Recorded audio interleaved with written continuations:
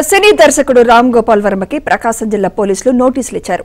చంద్రబాబు, పవన్ కళ్యాణ్, లోకేష్ ఫోటోలను రామ్ గోపాల్ వర్మ మార్ఫింగ్ చేసి ఎక్స్ లో పోస్ట్ చేశారు.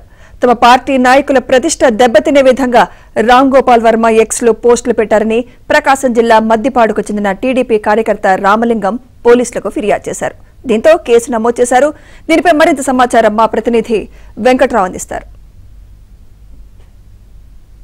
CM Chandrababu, deputy CM Pawan కళ్యాణ్తో పాటు మంత్రి నారా లోకేష్ ఫోటోలను మార్ఫింగ్ చేసిన కేసులో ప్రకాశం జిల్లా మద్దిపాడు పోలీస్ స్టేషన్లో దర్శకుడు రామ్ గోపాల్ వర్మ పైన కేసు నమోదైంది. ఈ నెల 10వ తేదీన కేసు నమోదు చేసిన పోలీసులు దర్యాప్తుని వేగవంతం చేశారని చెప్పవచ్చు.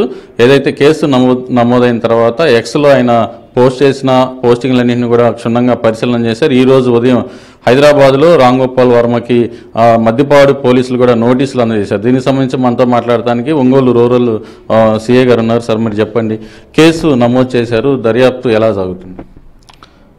దర్యాప్తు మనకి ఏదంటే సోషల్ మీడియా కేసు కాబట్టి దర్యాప్తు అధికారిగా నేను ఉండటం జరిగింది మద్దిపాడు కేసులో. దీంట్లో మనం ఏదంటే 10వ తారీఖు రాత్రి ఆ లోకల్లో ఉన్నటువంటి తెలుగుదేశం ప్రధాన కార్యదర్శి ఇచ్చినటువంటి రిపోర్ట్ మేరకు ఎఫ్ఐఆర్ ఇష్యూ చేయడం జరిగింది. దాని తర్వాత మనం దానికి సంబంధించినటువంటి దర్యాప్తులో భాగంగా కన్సర్న్డ్ సోషల్ మీడియా ప్లాట్ఫామ్స్ అన్నిటికి కూడా లెటర్స్ పెట్టడం జరిగింది.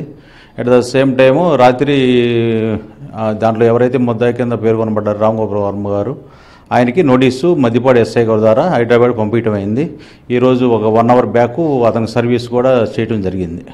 అంటే కేసు నమోదు చేసిన తర్వాత రామ్ గోపాల్ వర్మనే వీటన్నింటిని కూడా పోస్ట్ చేశారన్నది పరిశీలనలో తేలిందా సార్? అంటే ప్రైమా ఫేసి దాంట్లో ఎస్టాబ్లిష్ అయిన తర్వాతే ఫర్దర్గా మనం ప్రొసీడ్ అవ్వడం జరుగుతుంది. అది ఎస్టాబ్లిష్ అయ్యింది, అతను యొక్క ట్విట్టర్ అకౌంట్ ద్వారానే పోస్ట్ అయినట్లు. అంటే ఈరోజు నోటీసులు ఇచ్చారు. నోటీసులకి రామ్ గోపాల్ వర్మ ఎలా స్పందించారు?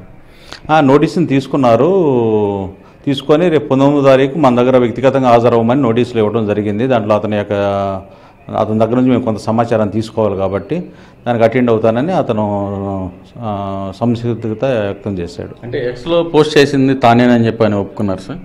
అవన్నీ అతను అక్కడ చెప్పలేదు, మనం అడగలేదు. ఏదైనా కానీ మనకు 19వ తారీఖు మన దగ్గరకు వచ్చినప్పుడు దర్యాప్తు అధికారి దగ్గర చెప్పడం జరిగింది. అంటే ఇక్కడ మద్దిపాడులో కూడా నా మీద కేసు నమోదు చేస్తారని చెప్పి ఆయన అడిగినట్టుగా తెలుస్తుంది మన పోలీసుల్ని. దీనికి ఎలాంటి స్పందన ఉంది?